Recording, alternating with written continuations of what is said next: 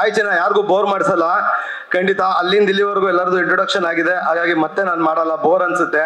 ಈ ನಮ್ ಸಿನಿಮಾ ಕಷ್ಟ, ಸಿನಿಮಾ ವೇದನೆ, ಸಿನಿಮಾ ರೋದನೆ ಅದೆಲ್ಲ ನಮ್ಗೆ ಇರ್ಲಿ. ನಾವಿಲ್ಲಿ ಬಂದಿರೋದು ನಿಮ್ಮನ್ನ ಖುಷಿ ಪಡ್ಸಕ್ಕೆ. ನನಗೆ ಕಾಲಲ್ಲಿ ಆಣಿ ಇತ್ತು, ಹಂಗೂ ಡ್ಯಾನ್ಸ್ ಮಾಡಿದೆ, ಪೈಲ್ಸ್ ಇತ್ತು, ಮ್ಯೂಸಿಕಲ್ ಚೇರ್ ಗೆದ್ದೆ, ಮೆಡ್ರಾಸ್ ಆಗಿತ್ತು, ಬೋಂಡ್ ಯಾರೋ ಗೆದ್ಕ ಬಂದೆ. ಅದು ಅವ್ರು ಬೇಡದಿರೋ ವಿಚಾರಗಳು.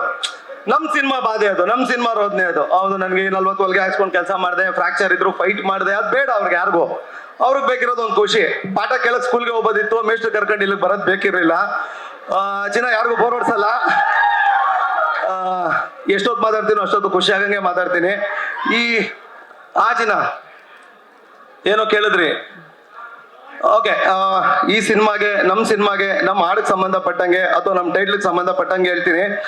ಮಾನ್ವಿತಾ ಮೇಡಮ್ ಆಗ್ಲೇ ಒಂದು ಚೆನ್ನಾಗಿ ಹೇಳಿದ್ರು, ತುಂಬಾ ಚೆನ್ನಾಗಿ ಹೇಳಿದ್ರು. ಹೌದು, ನಾನು ತುಂಬಾ soft person. But Manvita madam ಏನ್ ಗೊತ್ತಾ, ನನ್ನ ಜೀವನದ ಇಂಟರ್ವಲ್ ಮೇಲೆ ಬಂದ್ರು. ಸ್ಟಾರ್ಟಿಂಗ್ ನಾನು ಬೇರೆ, ಅದೆಲ್ಲ ಆಮೇಲೆ. ನನ್ಗೆ ಅಷ್ಟು ಈ ಬ್ರೇಕಪ್ ಬಗ್ಗೆ ಗೊತ್ತಿಲ್ಲ. ಬಿಕಾಸ್ ಲವ್ ಅಲ್ಲಿ ನಾನು ಎಲ್ಲ ರೂಲ್ಸು ಬ್ರೇಕ್ ಮಾಡಿ ಮದುವೆ ಆದವನು, 8 ಎದೆ ಮೇಲೆ ಹಾಕೊಂಡು ಜೈಲ್ ಹೊಡೆದವನು. ಅದ್ ಬೇಡ. ನಾನು ಅವಾಗ ಅದೇ ಅನ್ಕೊಂತಿದ್ದೆ. ಏನ್ ಅನ್ಕೊಂತಿದ್ದೆ ಅಂದ್ರೆ, ಬದುಕಲ್ಲಿ ಇವಳ ಕಟ್ಕೊಂಡ್ರೆ ಸಾಕಪ್ಪ ಅನ್ಕೊಂತಿದ್ದೆ. ಆಮೇಲೆ ಗೊತ್ತಾಗಿದ್ದು ಬದುಕ್ ಕಟ್ಕೊಂಡ್ರೆ ಸಾಕಪ್ಪ ಅಂತ. ಬದುಕು ಅಂತ ಭದ್ರವಾಗಿ ಕಟ್ಕೊಂಡ್ರೆ ಯಾರನ್ ಬೇಕಾದ್ರೂ ಕಟ್ಕೊಬಹುದು. ಸೊ ಹಂಗಾಗಿ ಬದುಕ್ ಕಟ್ಕೊಳ್ಳಿ. ಇವತ್ತು ನಾನು ಅಲ್ಲಲ್ಲಿ ನೋಡ್ತಿರ್ತೀನಿ, ಕೆಲವು ಹುಡುಗಿರು ಹಿಂಗೇನೋ ಹಿಂಗ ಅಂತಿರ್ತಾರೆ, ಅದೇನೋ ಒಂದು ಸಿಂಪಲ್ ಆಗಿ ಅದು ಅನ್ಸ್ ಬರಲ್ಲ. ನಾನು ಇವ್ರು ಹಂಗ ಅಂದಾಗೆಲ್ಲ ಹಿಂಗ ಅಂತಿರಲ್ಲ, ಹಂಗ ಅಂದಾಗೆಲ್ಲ ಹಂಗ ಅನ್ನಿಸ್ತಿರುತ್ತೆ. ಅವ್ರು ಹಿಂಗ ಅನ್ಬೇಕಂದ್ರೆ ನಾವು ತಿಂಗಳು ಹಿಂಗ ಅಂತಿರ್ಬೇಕು ಅಂತ. ಇದು ಸಿಗಬೇಕು ಅಂದ್ರೆ ಇದು ಚೆನ್ನಾಗಿ ಮಾಡ್ಬೇಕು. ಆಮೇಲೆ ಒಂದು ಈ ಬ್ರೇಕಪ್ ಇದೇನ್ ಕೇಳ್ತೀವಲ್ಲ, ಬ್ಯಾಕಪ್ ಇಲ್ಲದೆ ಯಾರು ಬ್ರೇಕಪ್ ಮಾಡ್ಕೊಳಲ್ಲ ಚಿನ್ನ. ಫಸ್ಟ್ ಅದನ್ನ ತಲೆಯಲ್ಲಿ ಇಟ್ಕೊಳ್ಳಿ. ಸೊ ಲೈಫಲ್ಲಿ ದುಡ್ಡು ಮುಖ್ಯ. ನಾನು ಮುಂಚೆನೂ ಒಂದು ಯಾವ್ದೋ ಇಂಟರ್ವ್ಯೂ ಅಲ್ಲಿ ಹೇಳಿದ್ದೆ, ದುಡ್ಡಿದ್ರೆ ಶುಗರ್ ಡ್ಯಾಡಿ, ದುಡ್ಡಿಲ್ಲ ಅಂದ್ರೆ ಶುಗರ್ ಬಂದಿರೋ ಡ್ಯಾಡಿ. ಸೊ ದುಡ್ಡು ಇಂಪಾರ್ಟೆಂಟು. ಓದೋ ವಯಸ್ಸಲ್ಲಿ ಓದಿ ಬದುಕನ್ನ ಚೆನ್ನಾಗಿ ಕಟ್ಕೊಳ್ಳಿ. ನಾನು ನೆನ್ನೆನೂ ಇವ್ರಿಗೆ ಅದನ್ನೇ ಹೇಳ್ತಿದ್ದೆ. ಅಂದ್ರೆ ನಾನು ಹುಡುಗರ ಪರ ಮಾತಾಡ್ತೀನಿ, ಯಾಕಂದ್ರೆ ನನ್ ಹುಡುಗರ ಪ್ರೀತಿ ಗೊತ್ತು, ಹುಡುಗಿರ್ ಪ್ರೀತಿ ಅಷ್ಟು ಗೊತ್ತಿಲ್ಲ. ಹುಡುಗಿರ್ ವರ್ಷನ್ ಯಾರಾದ್ರೂ ಬಂದು ವಾದ ಮಾಡೋದಾದ್ರು ಮಾಡಿ, ನಾನು ಆನ್ಸರ್ ಮಾಡ್ತೀನಿ, ಯಾರು ಬೇಕಾದ್ರು. ಇಲ್ಲ ಗುರು ನಾವ್ ಹಿಂಗೆ ಅಂತ ಬರ್ತಿರೋ ವಿಷಯ ನೀವೇ ಬನ್ನಿ ನೀವು ಕಡಕಾಗಿ ಮಾತಾಡ್ತಿರಲ್ಲ.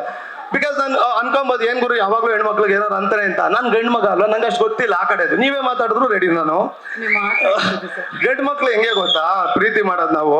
ಪ್ರೀತಿ ಅಂದ್ರೆ ಸಾವು ಬದುಕಿನ ಮಧ್ಯೆ ನಡೆಯೋ ಒಂದು ಆಪರೇಷನ್. ನಮಗೆ ಹೆಣ್ಮಕ್ಳಿಗೆ ಬರೆಯೋದು ಆಡಿಷನ್.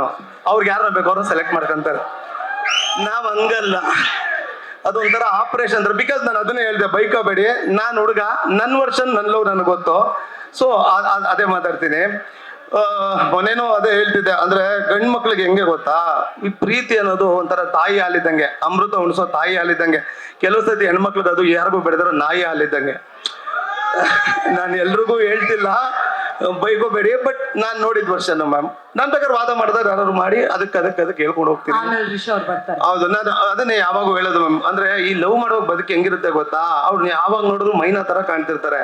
ಅದೇ ಬ್ರೇಕಪ್ ಆಗ್ಬಿಡಿ ಹೈನಾ ತರ ಕಾಣಕ್ ಶುರು ಮಾಡ್ಬಿಡ್ತಾರೆ. ಸೊ ಅದು ಆ ಟೈಮ್ಗೆ, ಸಂದರ್ಭಕ್ಕೆ ತಕ್ಕಂಗೆ ಚೆನ್ನಾಗಿರುತ್ತೆ. ಅದ್ಭುತವಾಗಿದೆ ಈ ಹಾಡು. ನಂಗೆ ಅಷ್ಟು ಗೊತ್ತಿಲ್ಲ ಬ್ರೇಕಪ್ ಬಗ್ಗೆ, ಬಿಕಾಸ್ ನಾನು ತುಂಬಾ ಹೋರಾಟ ಮಾಡಿ ಗೆದ್ಕೊಂಡ್ಬಿಟ್ಟೆ ಅದ್ರಲ್ಲಿ. ಯಾವಾರಿದ್ರೆ ಹಿಂಗೆಲ್ಲೋ ಇರ್ತಿದೆ ಅನ್ಸುತ್ತೆ, ಅಲ್ಲೆಲ್ಲೋ ಒಂದ್ ಕಡೆ ಪೇಂಟ್ ಹೊಡ್ಕೊಂಡು ಗೆದ್ದಿದ್ದರಿಂದ ಸ್ಟೇಜ್ ಮೇಲೆ ನಿಂತಿದ್ದೀನಿ. ಅದ್ಭುತವಾಗಿದೆ ಹಾಡು, ಚೆನ್ನಾಗಿ ಮಾಡಿದ್ದಾರೆ. ಇಡೀ ಟೀಮ್ಗೆ ಒಳ್ಳೇದಾಗ್ಲಿ ಮ್ಯಾಮ್. ನಾನು ಇದಕ್ಕೆ ಮೇಲೆ ತುಂಬಾ ಮಾತಾಡ್ರೆ ಬೋರ್ ಅನ್ಸುತ್ತೆ. ತುಂಬಾ ಮಾತಾಡ್ಬಿಟ್ಟಿದೀವಿ ಎಲ್ಲರೂ. ಮುಂದಿನ ದಿನಗಳಲ್ಲಿ ಮಾತಾಡ್ತೀನಿ.